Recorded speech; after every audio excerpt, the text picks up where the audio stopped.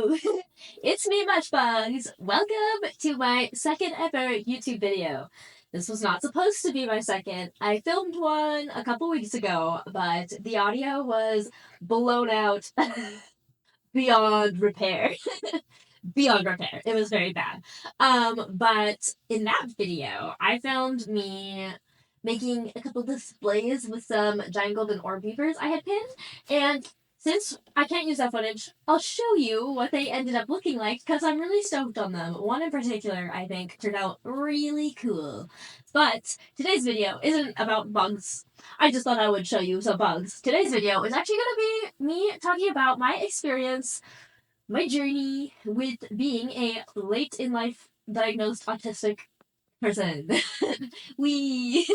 of the things that helped me on my journey and discovering that I was on the autism spectrum was hearing things from other creators and other people share their experiences. So it makes me happy to be able to also perhaps be that for others. I opened up a poll on my Instagram for you guys to send in some questions, and I kind of gathered like the most commonly asked ones and the ones that I thought might be of use. So we'll go over them.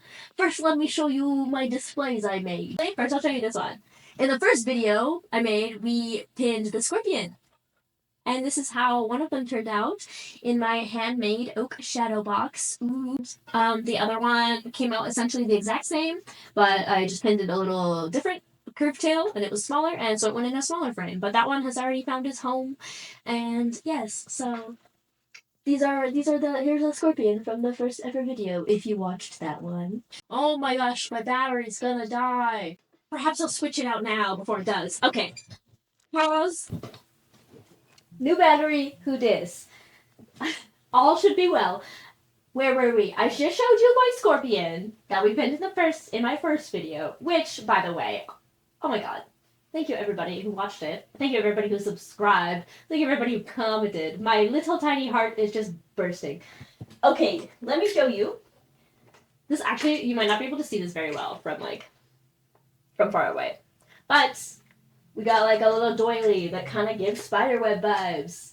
Plus this giant, large orb weaver spider. Mwah, love it. In like a little like brass thrifted vintage frame. I feel like I said a lot of words wrong just then. Anywho, this one. I think it turned out really cute. This next one. This is the creme de la creme. I am like... Nothing broke. All is well. This is the one I'm really proud of. I don't know how well you can see it. I'll try and insert footage of a better clip of it. But I found this doily that's like kind of like a fractally mandala, like geometric pattern almost. It like is very reminiscent to me of a lot of like the patterns that is used in like visionary art, which just speaks to my soul. And then there's like tiger's eye and a handmade little eyeball that I made, and then the freaking spider. And then like some like crushed gold velvet background in this little gold frame. Anyway, I'm very proud of this piece, and it's one of my favorites that I have made. Yay! Moving on to the actual topic of today's video. I'm autistic. I just got diagnosed with level 1 autism like 3-4 years ago now. My whole life I had gone to like psychiatrists, psychologists, like since I was a little girl, because something has always been amiss. Something's been always a little odd, something up. But never was able to come to any conclusions other than just like social anxiety disorder, ADHD.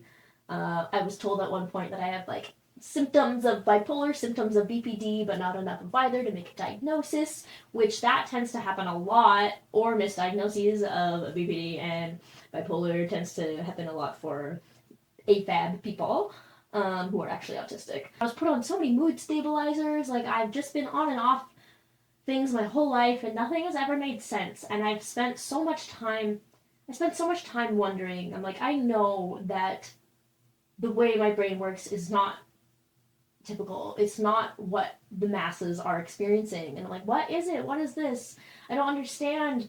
So one of the questions I got was, did I ever have suspicions that something was off? Yes. The answer to that is, oh my god, very much so, yes.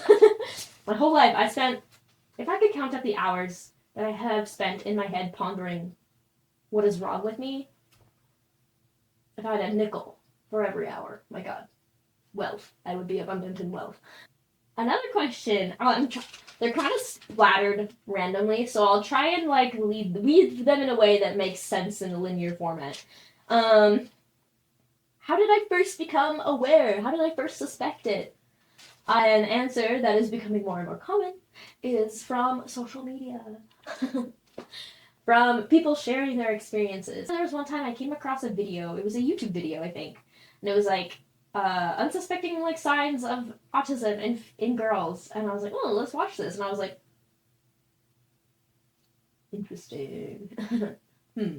But didn't look that too much into it. I just thought it was interesting, and then kind of throughout the next couple years, started seeing things pop up more, started following more creators, and I was like, huh. Started reading, like joining support groups, reading other people's stories, and doing online quizzes, like online questionnaires. And I also learned about the concept of masking, and that was one that really blew my mind because I have spent a lot of time putting up a front, figuring out how to be in different situations. I really perfected it a lot, and I spent a lot of mental energy doing these things. And like I've been a server since I was like 15. I'm not anymore, but like a waitress, and like I learned how to fabricate my being to that of what would please the group of people I'm with. And I spent so much mental energy doing those things, so much time in my head, and I was just in a absolute state of chronic burnout, chronic exhaustion, immensely stressed all the time, and I was just like running on empty all the time. Felt like my soul was just grating against sandpaper, and I really just did not understand who I was. Truly at the core, because I'm like, well, I just like match everyone around me because that's what you're supposed to do, and if I don't do that, then I'm being really weird. So yeah, did a lot of research, but that was also around the time when it started getting like really commonly talked about on social media, was the topic of autism and being autistic, and so there were doubts, and I'm like, ooh, am I just like following a trend? Am I like, I had a lot of imposter syndrome. I'm like, am I just jumping on this train, on this bandwagon?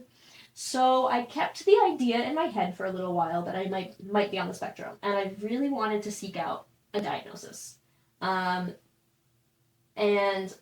I knew that for me, having the platform that I have with my art and being somebody who likes to talk about my experiences online, I knew that for myself, I really wanted to have that certainty of going to somebody who could like tell me without a reason of a doubt. What? Without a shadow of doubt. You know what I mean? So one of the other questions I have on here were you self-diagnosed, or did you actually get diagnosed? So I was self-diagnosed for a little while until I started trying to seek out a diagnosis from my doctor. I tried and get a referral to a psychologist. That wasn't really an option that was available to me. He did try to refer me to a psychiatrist, a psychologist, but there weren't any available at this time. So I was waiting and waiting and waiting, and it was eating at me because I just spent so much time being like, well, am I autistic? Or am I just like jumping on a bandwagon? I was just lots of imposter syndrome. So eventually I started like doing some research, and I found a specialist who specializes in autism. So I reached out to them, and I got appointments made, and it was a very expensive endeavor. But for me personally, extremely worth it. It was so thorough.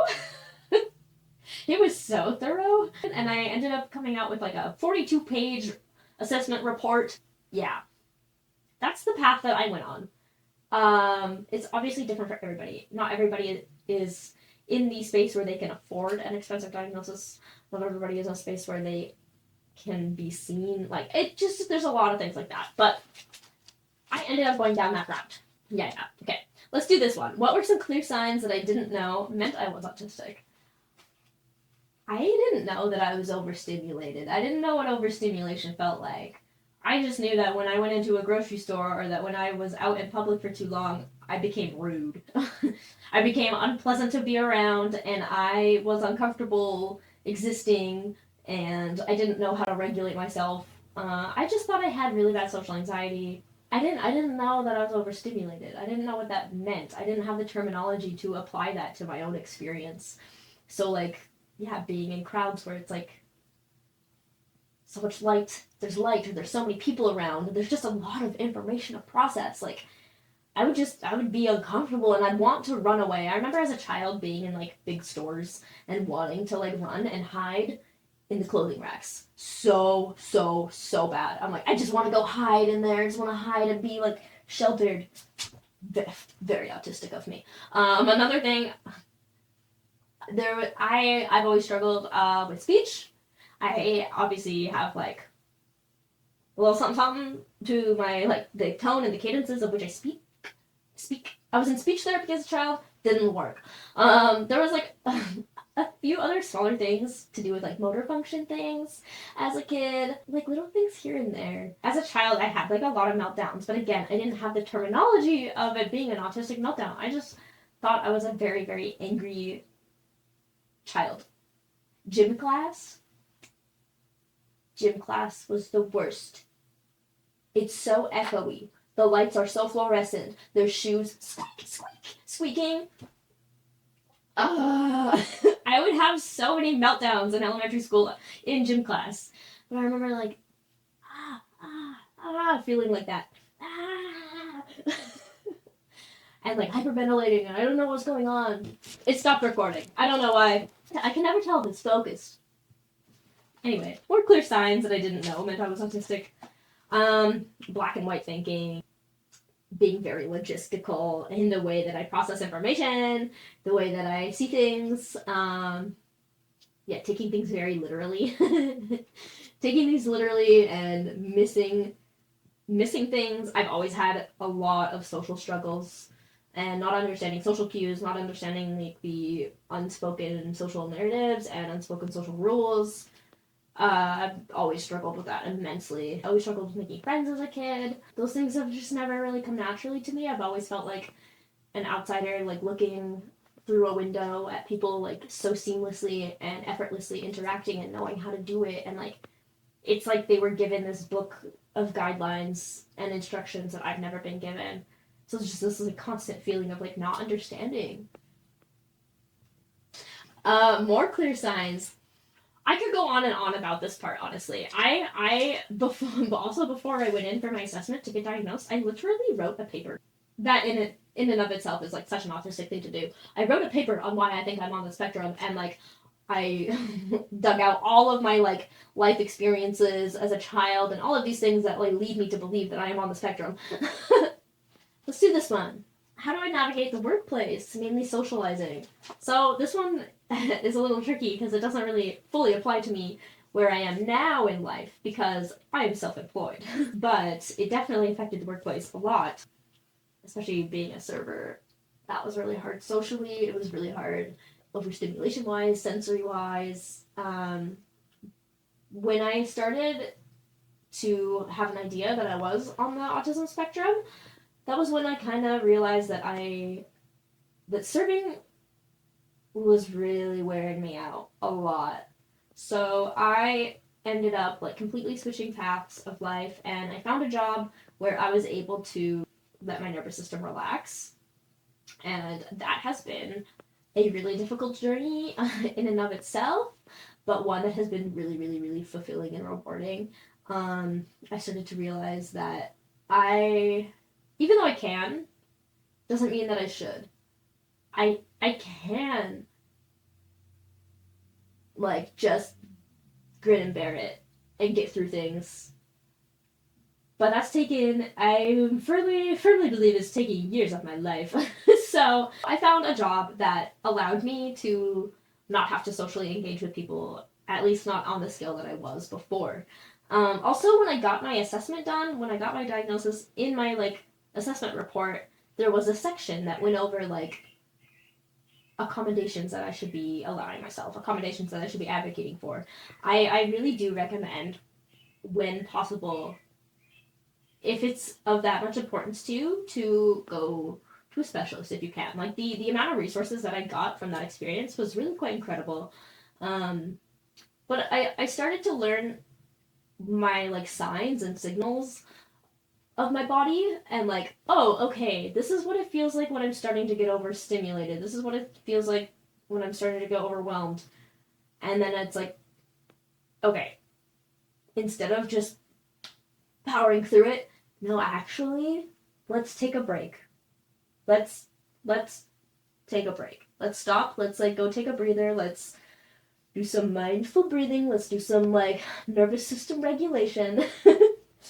I've always been the kind of person who just pushes through, and yeah, I started to realize that that's just not. It's just not sustainable. It's not sustainable. Nervous system regulation. Look into that. I think that is so important. I'm still learning. There's so many different methods that work for everybody. That some work for some people, some don't. Like it's just so personal. But a huge thing that has helped me is envisioning my nervous system as like a separate little entity from me, as like a little toddler essentially that I should take care of. I need to take care of. I need to listen to it. I need to tend to it. I need to give it love. I need to give it grace and space. And yeah, I think separating myself from my nervous system has been immensely helpful. I have a little nervous system tattoo right here because I'm like, that's I got that. I got that in me. We all do. And they're like weird little like temperamental babies that we need to tend to. They need regulation. They can't do it on their own. So that has been really helpful looking into different techniques on how to regulate my nervous system. But yeah, part of the reason why I so desperately have been wanting for years and years to be a full-time artist is so I can honor my nervous system. I can honor my sensory differences. I can honor my autistic self. Um, some people who are on the spectrum obviously do really, really well with like immense structure and routine. Some people don't. I personally, that did not work for me. I have such a fluctuation of capabilities throughout my day. And for that while, when I had a 9 to 5, it was good. It helped me to regulate my system, but also, not attainable for me. So now, I mean, okay, the question was like mainly socializing, but like there wasn't very much socializing at that job. Finding, I think living, I think structuring your life and the way you interact with people, the way you like go about jobs, the way all of that. I think structuring it around your own needs, your own nervous system, and the way that your body works. You have to figure it out. It takes some time to figure it out, but I think that is so immensely helpful and important. That's why I wanted to be a full-time self-employed artist. I want to be able to take a day off if I'm just not feeling it. If I am like at my capacity, I don't want to push through. I don't want to push through. We shouldn't have to push through. So now I can just relax. So good. And then when I'm at a good day, I can go ham. And that's great. But for the socializing aspect, I don't really have much to say on that for workplace. But it definitely, since getting diagnosed and since discovering I'm on the spectrum, there has been a massive impact on the way I socialize with people. I like really realized how much I was masking, how much of a front I was putting up, how much I was camouflaging myself and adjusting and adapting myself to be like the people around me and to make everybody else comfortable. And so I started really spending a lot of time unmasking. And I lost some people. I made some people uncomfortable. Whatever. Unmasking is difficult. It's hard. Being your true authentic self when you have spent your whole life concealing that is really difficult and it feels so scary and it feels not right. But I think that's a really important step in the process. Figuring out what authenticity means to you. Like I used to I think put a lot of mental energy into flattening my speech and like making sure I didn't say things like with weird inflections and like oh, too much energy on that. Whatever. Who cares? Who cares if the way I speak naturally makes some people uncomfortable? That's so fine. I just do not care because I don't want to spend that mental energy concealing something and like just trying to make other people comfortable from it. Another thing too is like going out to social events. I started really honoring again like my own internal systems and trying to really tune into it. Like if I'm at an event or if I was out with friends and I start to feel like I think I'm done, don't push it. Don't push through. Just honor it. Go home. Say bye. Nice. Thank you. Goodbye. Goodbye. See you next time. Another thing that helps me immensely was giving myself like fidget things, giving myself sensory things to like calm my nervous system, sensory fidget tools, fidget toys. Oh my god, hard word. And like noise canceling AirPods or earplugs, Whoop earplugs. Giving myself like the tools and the grace. We're gonna probably wrap it up. Let's go. Let me drink my beverage. Look at this. Look how atrocious this color. I actually personally really like this color, but also it is like quite repulsive. It's a repulsive, beautiful green. Kind of mossy, kind of olivey mossy. It's a matcha lemonade though, so it's quite delicious. Okay. Let's start talking about. It feels like I'm answering all the same questions, but they're all like a little bit different. I don't know. I hope this video is of at least some insight, hope, entertainment. I don't know. I hope it's of some value. Oh my god. It stopped recording again, but that's okay. So, as I was saying, I hope this video is at least of like some type of value for some people. I don't know. Don't worry, I'll get back to the art videos shortly, fear not. Okay, let's talk about this. How has my life changed since knowing? I've kind of already answered this in like all of my other answers, but I am truly able to love myself. I have so much more compassion and love and care for myself. I feel like my life has like truly begun since discovering that I'm on the spectrum, and that is the reason why I think it's important that I use my platform to talk about this, even though it's uncomfortable, and even though every now and then I'll get a swarm of comments from people, usually on Instagram or TikTok, saying that claiming I'm not autistic, I'm just doing it for attention. Oh, everyone's autistic now. Just a trend, like, no way you're autistic. Whatever. I think it is still important for me to talk about these things because hearing other people talk about their experiences was immensely helpful for me. And if I can be that for other people, that makes my heart feel really full.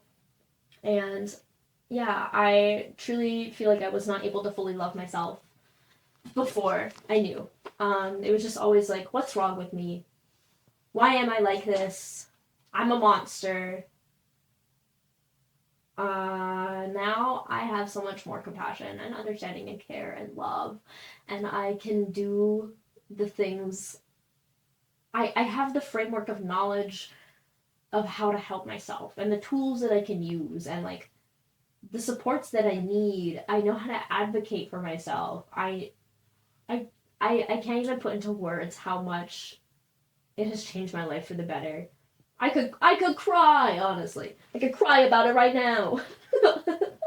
There was just so much hatred. There was so much hatred for myself. Not knowing what was wrong with me, especially meltdowns, and being an adult and having meltdowns. It's humiliating. There's so much shame. So much shame and guilt that I've carried my whole life because of the way that I am. And I'd also, in relationships, I would struggle too with like, sometimes my tone would convey things in ways that are not the actual way that I mean it, and like people would always think I'm upset when I'm not, and I'm just constantly being misunderstood and not understanding why or what I can do. But now I understand. And I can communicate with the people who care about me and who I care about, and like give them this framework to understand me better. And yeah, life is so much more beautiful now that I know that I am on the autism spectrum, I love myself. I can help myself. And I believe that I am strengthening and lengthening my lifespan. I really do.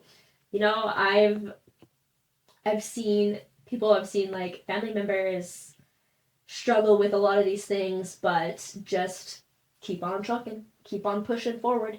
And they're just constantly going. They're burnt out, but they just gotta keep on going. But then I see the effects that it has on them later in life, and like these inner things, this like chronic stress, this burnout, it will manifest into physical symptoms. Like it's gonna take a toll. I don't want to live like that. I wanna feel peaceful. I wanna feel calm. I wanna feel regulated. I wanna have love for myself, and I think the more love we all have for ourselves, the more love that will be. Ew, don't cry, Amy. Sorry. The more love that we have for ourselves, the more love we're all gonna be able to have for each other and for the planet and as a whole. I just think it's all very important. It all starts with ourselves, the relationship that we have with ourselves. And so as uncomfortable as it is for me to like talk about these things online and put myself in positions where people can attack me, it's like that doesn't even like come close to the potential benefit of maybe even helping one other person find ways to love themselves more, because it really is a beautiful feeling. Yeah, I kind of went over everything, you guys. I would love one day to actually make a further video on this, but there was a couple of questions I got saying like, do you think that people who are on the spectrum, do you think that there's a tie to spirituality and autistic people? And I so do, and I love that topic.